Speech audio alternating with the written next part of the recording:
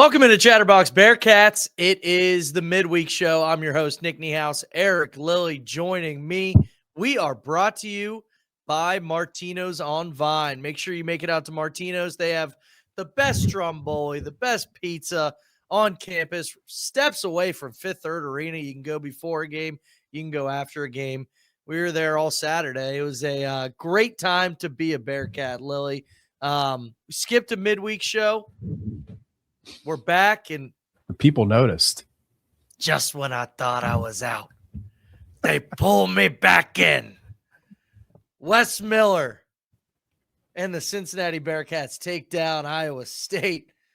A statement win, I guess. I don't maybe actually probably not. Maybe not. We'll see. Maybe. Wednesday would be a statement win. That's what we're going to talk about. We're going to recap Iowa State again, and then we'll have the preview against the number one team in the country on the road, the Arizona Wildcats. So we got number 2, and then we got number 1. 2 humongous games. And if Cincy proved anything, it's that they can beat any team on the floor.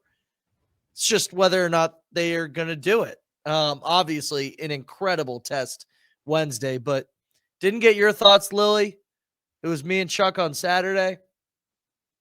What was your overall takeaway from Saturday's game? Yeah, I missed the show because I was at Martino's. So there's the ad read right there. You go. Martino's was popping. I got called out going to the bathroom for not doing the midweek show last week. So we really got to step this up, Niehaus. We got to stay consistent. The listeners they're aware. You know, where were you guys last week? What was going on? And you know what? Good point. It didn't happen last week. So we'll make it happen right now. That was for a team that's buried, it's over, right? It feels like it's over. That is a statement win in terms of like, hey, we're not dead. But we've got a ways to go. We're not on the bubble. It was just fun. Like I went in, it's so weird going to the Fifth Third and not like being stressed. I don't like it. I walked in, I was having fun though, hanging out with my friends, had a couple beers, and it was just, I had trouble getting into it at the beginning of the game too. I was having fun, like just, doing the normal cheer stuff, but the refs is what got me into it, Niehaus. So I was starting to get fired up because of TJO. He was pushing my buttons, working the refs there. And Wes kind of was just letting it happen. He didn't have the presence that TJO has. And you know what? He didn't need it. No. He let TJO do the talking, and we did it on the court, like the whole game. 35 minutes. I feel like honestly, I think TJO is probably a little embarrassed. Like that was like, what are you doing, bro? That was over the top. It was ridiculous, and you got cooked. So what was he doing? Because I am the furthest away from him where I stand for the games. You're on the bar side, yeah. And, so much is going on. I got all my friends surrounding me. I'm obviously partaking in the bar. And I there was a lot of discourse about what he was doing. So what was he doing? I tweeted after the game that he must have the best assistant coaching staff in the country because he is not coaching. They like heading into timeouts. He goes straight to the ref because, and the assistants are prepared for it. The assistants are starting the huddle, and he goes straight to the ref every time. Talks to the ref for about 30 seconds, 45 seconds, and then right when the huddle ends, he jumps in and says 15 seconds worth of words. Then they go play. And they did that the entire game. It was they're used to this type thing.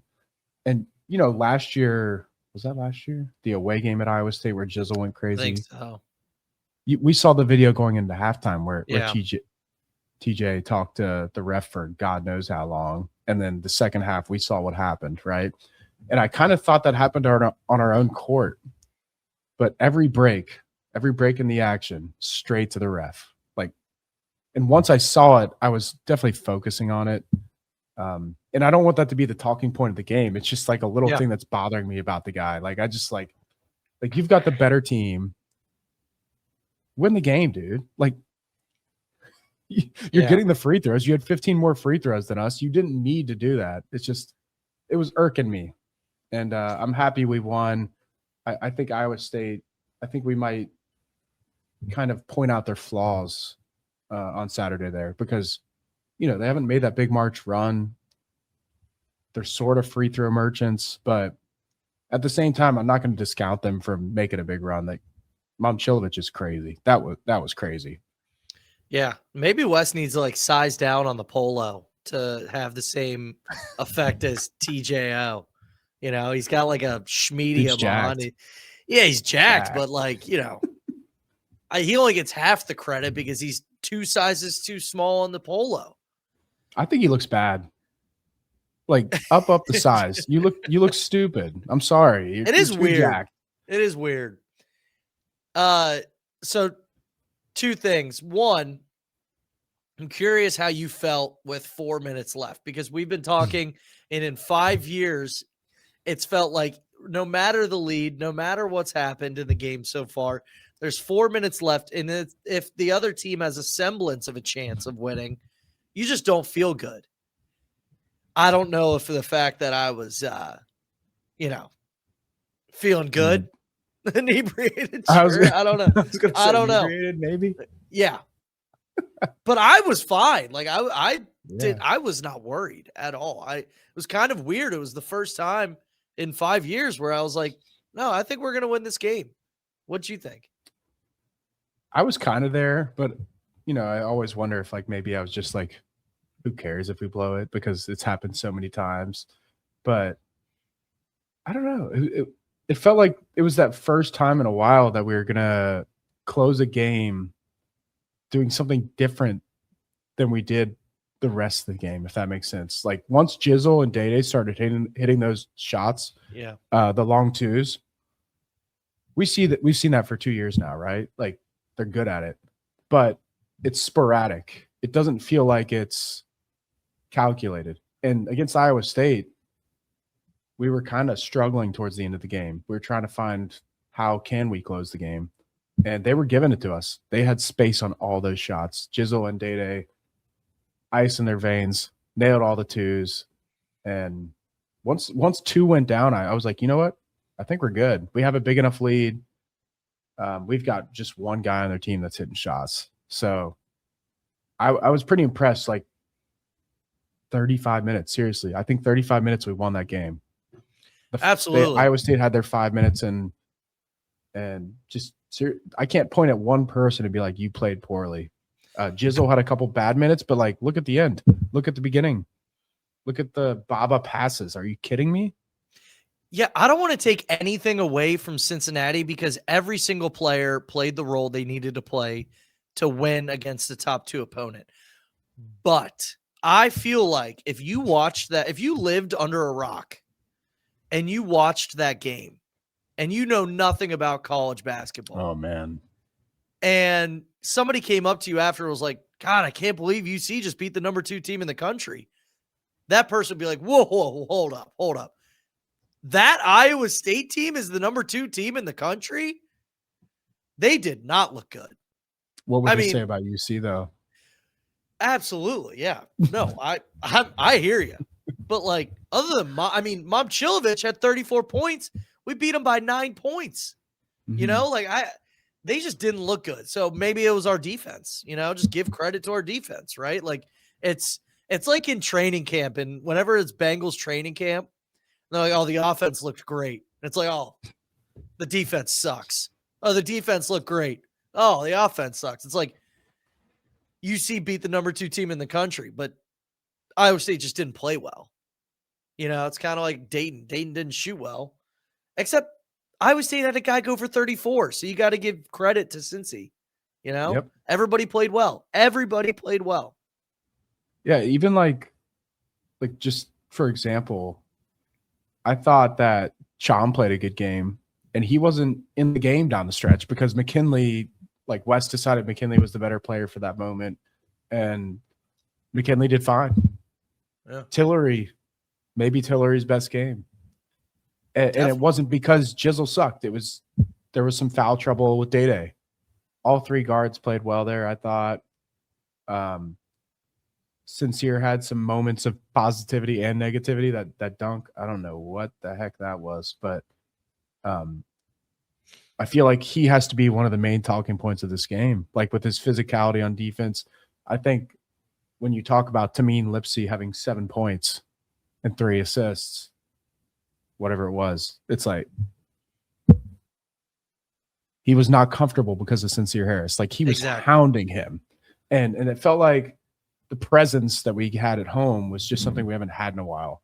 And before the season, this is kind of what I envisioned of this team. I didn't think we would beat Iowa State, but I thought like this is what this team would be. You make them uncomfortable. We have length. We have athleticism.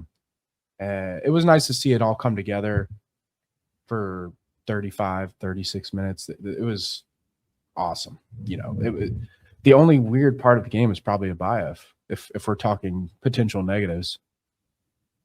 Yeah, absolutely. And I'm sorry, I'm sweating out my Indiana -7.5 right now. Fernando Mendoza on 4th and 5 just ran it in for a touchdown. Woof. All right.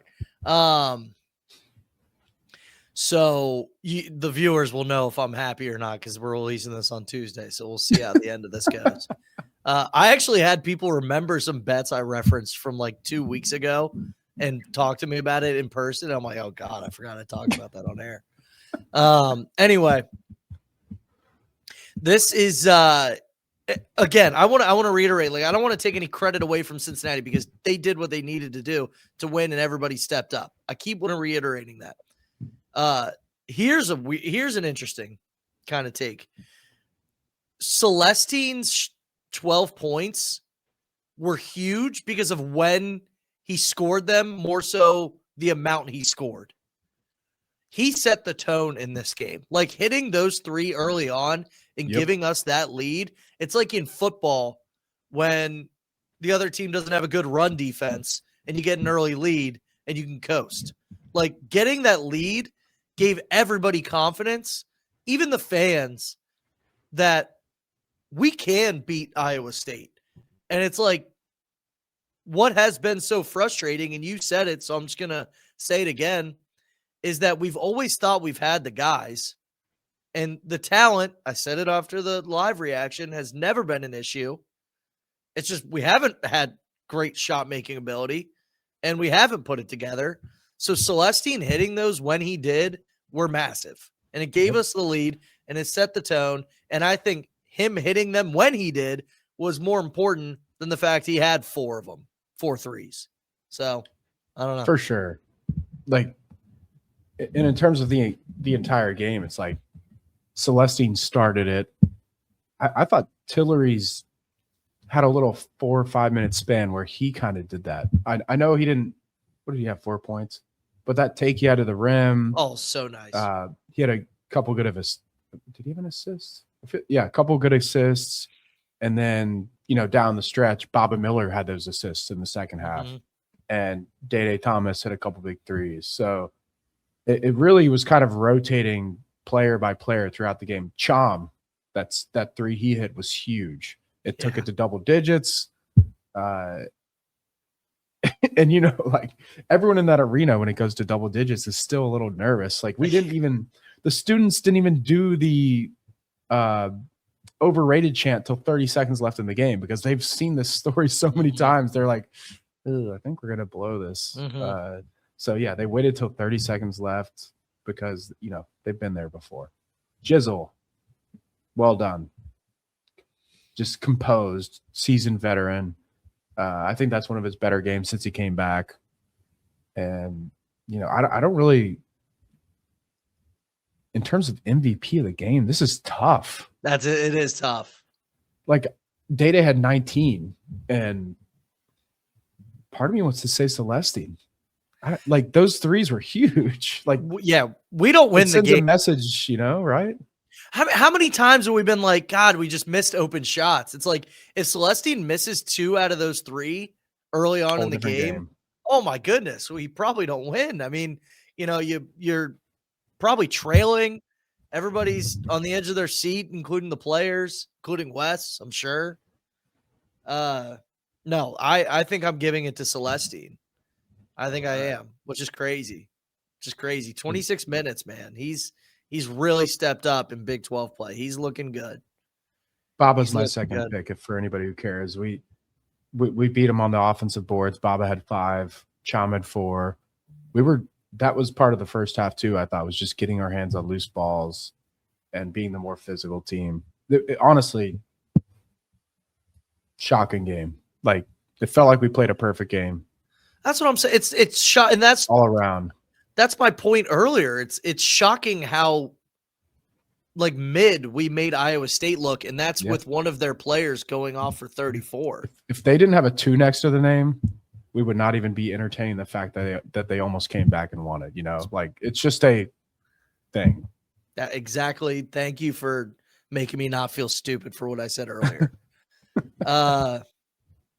I don't know what else I got on this game. I obviously said a lot on Saturday.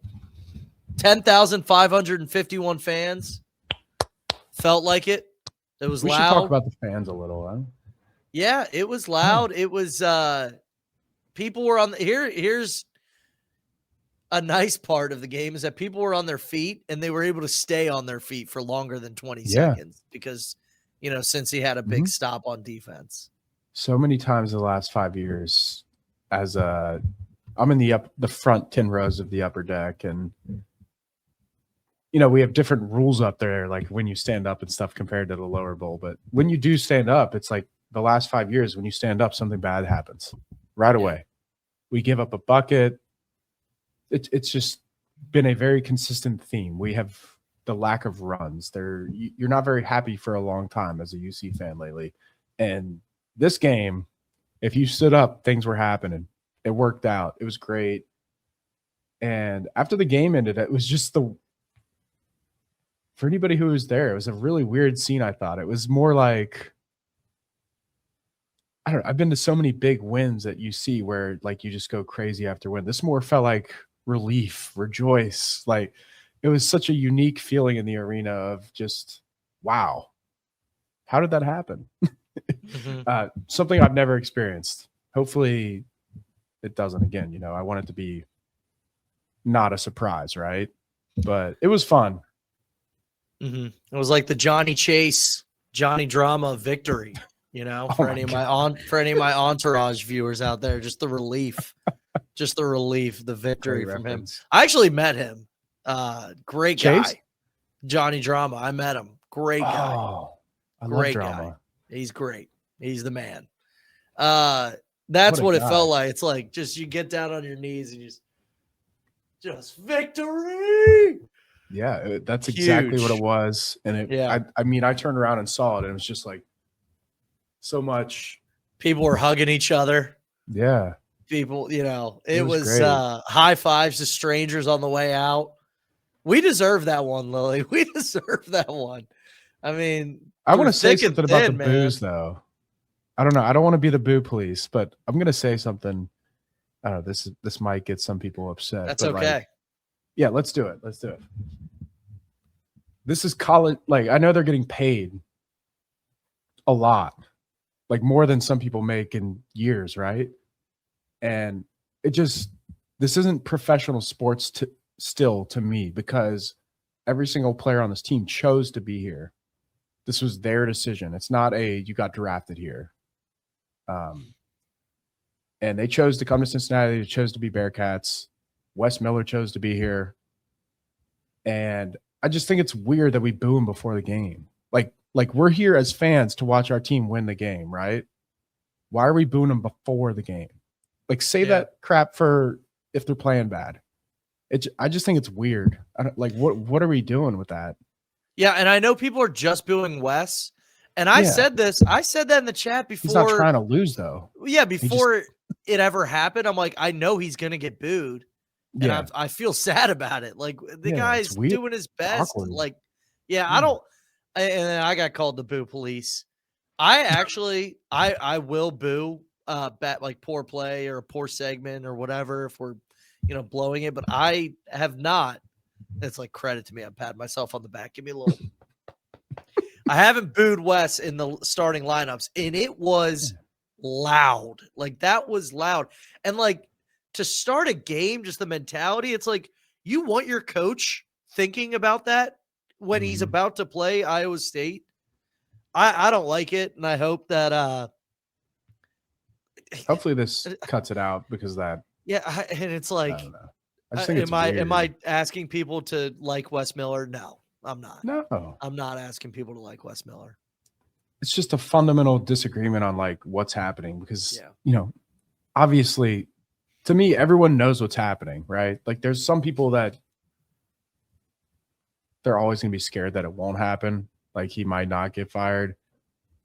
Your boos don't matter. Like, you booing him before the game is not going to get him fired. Yeah. His performance can get him fired. Yeah. And as a UC fan who pays money for tickets, I just don't get it. Like, we want to win the game, right?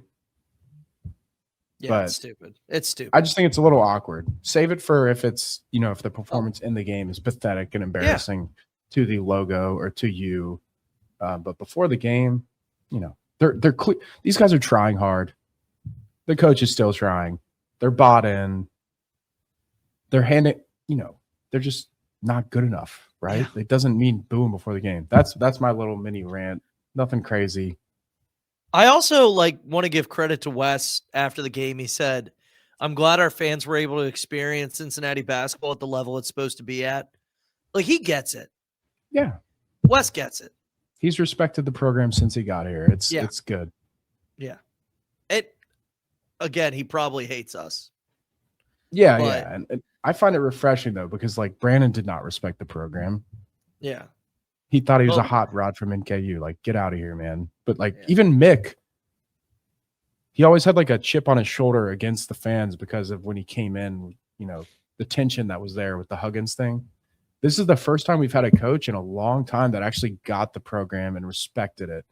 And I don't know. It doesn't really matter, but I respect that he tried. Yeah.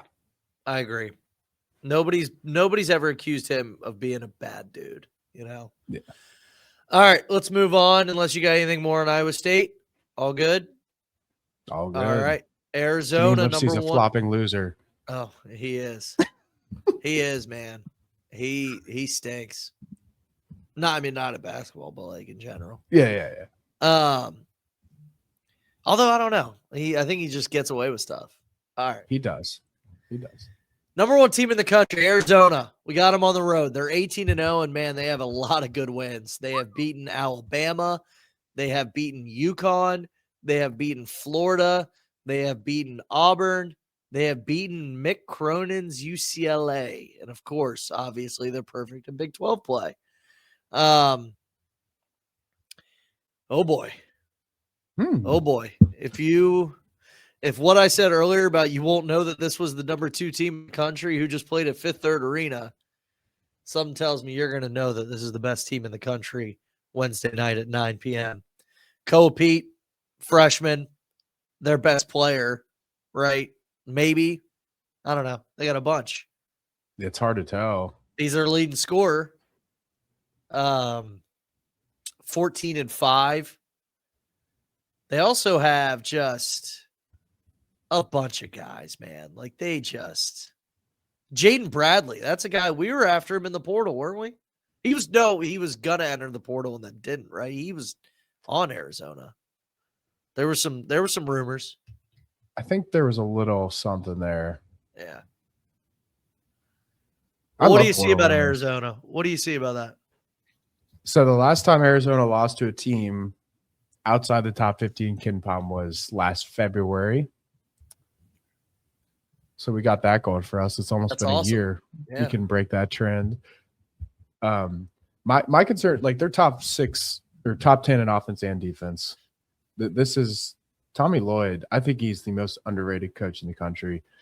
It might not sound like a hot take right now. I've had this for over a year. He's just consistently great. And I think if he stays there, he'll eventually win a national title there. Recruiting well. Always has like 3 bigs that are insane. It makes no sense. Like, every year someone leaves, like Visar. He went to UNC and they still have 3 great bigs. It makes no sense. But you can go through the last 5 years. If you look through the KenPom, they always have 3 good bigs. That is my concern for Wednesday. Tobe Awaka, 6'8", 255. Love that guy. He's fun to watch. I think he's the guy that's going to give us the most problems because with how Cham is, tall and slender, those 6'8", 255 guys are just tough, right? Like that's like we're talking Yancey Gates, but better. We're talking like supercharged Yancey Gates size-wise. And he's going to be a problem. And guess what? If he's not a problem, they've got 6'8", 235 Pete. They've got 7'2" Krivas. It's tough. Niehaus. Awaka's number 1 in the country in offensive rebounding, number 12 in defensive rebounding. He is going to be the problem to me. And then you have the dynamic guards between Burries and Bradley. I don't like this one. I know they're 18-0. It's like they might lose one of these games, right?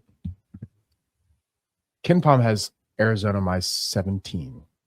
Oh my gosh. 17. We were 6.5 against Iowa State, who's number 2. So think about that. Iowa State's 8th in KenPom, much lower than 2, but this is a really, really, really good Arizona team. I don't want to. Everybody always jokes like, would this team beat the Browns? Right? Everybody always says that about like the best college football team. It's like, oh, they would beat the Browns. And I'm not going to say Arizona would beat the worst NBA team, but they just like give the feel of an NBA squad. Like you look at all of their scores. Like, let me just list off all of their scores here. And this is the last They're scoring 7 games. Last at 7 least 80 games. every game. Yeah. 107. Now, again, that was a low major. Then 99, 97, 101 against Kansas State. Was that in overtime? I got to click that. That could have been. No, it was not. 101 in regulation against Kansas State. Then 86, 89, 84. They had 96 against Bama, but then again, that's Bama. They play fast, right? 97 against Auburn. Mick Cronin low-key shut them down, 69. And then UConn, 71. Florida, 93. Like, this team just scores, man. Like, they just give the vibes of an NBA team. And Ko Pete is an NBA player. He's probably, I don't know. I got to look it up. I don't want to say anything without, looking it up. But is he top 10? He's definitely lottery. Yeah, he's definitely lottery. It's a good draft too. Like that's impressive. Yeah, he can't even shoot threes. He's shooting like 21% from 3. So he must be really good at what he does well. This is a scary team, Lily. This isn't going. Too. Yeah. They shoot. If you look at KenPom's profile, I'm looking right now. They're 359th in 3-point distribution. So like 20% of their points are from 3. That's 359th in the country, which is almost last. They get most of their points from 2-point and the free throw line. And that's just a little weird because, the modern basketball era, chuck it, right? They don't do that. They'll shoot a 3 if they're open. Otherwise, they're more than happy getting you down low. And they do it fairly comfortably, seeing as how many points they score. I was going to say, scoring that much and not really any from 3, I mean, it's crazy. The thing that, I think they're actually not talked about enough right now. They've beaten Florida, UCLA, UConn, Auburn, Alabama this year. Yeah. And multiple other top 75 teams. That was just the top 15 right there. As a Cincinnati fan, if we didn't beat Iowa State, we would be saying we beat none of those teams the last 5 years. They've done all of that this year. It's crazy impressive. They do defense. They do offense. They're deep at each position. I don't know. I don't really see a path to winning this game, but if we do, it's the defense because you saw the UCLA score. You mentioned that. I think the path to winning this game is just drastically disrupting their 2-point offense because they're clearly not confident shooting the 3. So we know UC is great at guarding the 2. We're one of the best teams in the country at guarding the 2. So our path to winning, it's right there. 39th in the country guarding the 2, 7th best defense. I mean, I don't see it happen in Niehaus, but like, no, that's the path. No, and I want to expand about my point earlier, like saying it's like NBA, and you know, bringing up that stat. It's not how they play. It's the age-old Mark Titus airport test where you see them in an airport, and you're like, that is the best college basketball team in the country. Just looking at these guys, they are physically. They got that. They passed the airport test. They passed the airport test. They are freaks. I mean, look at some of the size on these guys. 6'3", 6'4", 6'6", 6'7", 6'8", 6'8", 6'8", 6'7", 6'7", They're also from all around the world. Like, it's crazy. That's what Lloyd's great at is just finding these guys. Like he did that with Vesar last year. Vesar's breakout game was in Fifth Third Arena last year. And now he's in North Carolina. He was before that game. People didn't know who he was, and this guy's just pumping these guys out. It makes no sense how he gets them. It's crazy. Niehaus, should we have the dreaded discussion on at what point do you buy back in terms of can this team make the tournament? Let's just do a quick 5 minutes on that. Look. Yeah, because I got nothing else to say about Arizona. I haven't Chuck's all in. I don't got the analytics. He's back in. We're a 6th seed. I've got my answers ready, so I'm going to go first. All right. Here's my I've emotionally protected myself to be like, hey, I need this to happen for me to actually believe this team is different than the previous teams at UC. And I need to win 3 of the next 4. So in that scenario, you got to beat Arizona or Houston. I don't think that's going to happen. My other scenario is win 6 of the next 8. And you can do that losing Arizona and Houston. But you got to beat Arizona State, Baylor, West Virginia, UCF, Kansas State, and Utah, which is possible. Absolutely. That seems much more likely to me. If you win 6-8, you're at 16. Where are we at? If we win 6 of 8, 16 and 10, probably pretty high in the Big 12 standings. And you put yourself in a position to enter that gauntlet that ends the season. I don't think it's going to happen, Niehaus, but those are my 2 thresholds of if I start believing again. Yeah. So for me, I'm with you. I don't want to steal your answers. I'm trying to. It's like cheating on your homework, but you change some of the words. So I'm just gonna do that. So you got to beat Arizona State on the road. You got to beat them. Absolutely, that's a must win. And then you got to win your next 4 home games, and that's Baylor, West Virginia, UCF, Utah. Mm-hmm. Kansas State is dead. Got to win that on the road. So what is that? Is that 6 of 8? You just need that last Utah without game. Houston, or without that's a home Houston, game. Yep, without Houston, Arizona. Yeah. So I just cheated. Same answers, different words. It's kind of possible though, right? But yeah, I'm in on that. If they win, if they rattle off, if they beat the middle tier teams, there's a chance. I mean, here's the thing: is we just don't. How would we be viewed? Is the question.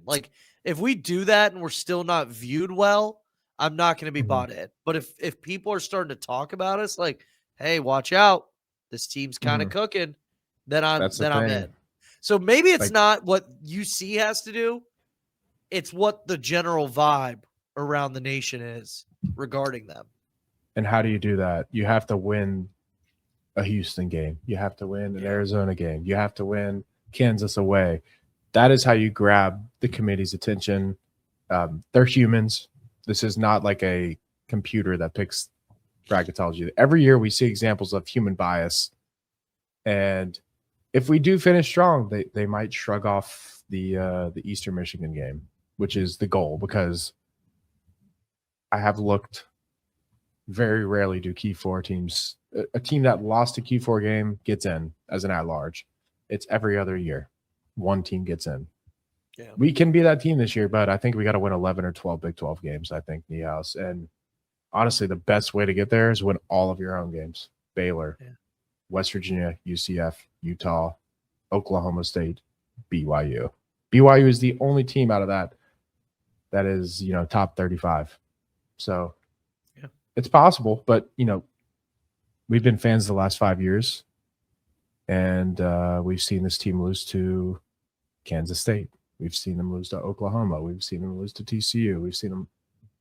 It's just hard to see happen. Yeah. It makes you so upset at the games that we had in our grasp and ended up losing. UCF, West Virginia, those two specifically. Yep. Even Houston. You won one of those. Yeah. But I digress. If you flipped two of our losses, one Eastern Michigan, two just any of those games, whole different discussion. Yeah. You would have optimistic Lilly in here, and I would be making fun of Chuck for being negative. Somehow it's flipped. Somehow it's flipped. Instead He's flipped. calling me insane. He's calling me insane.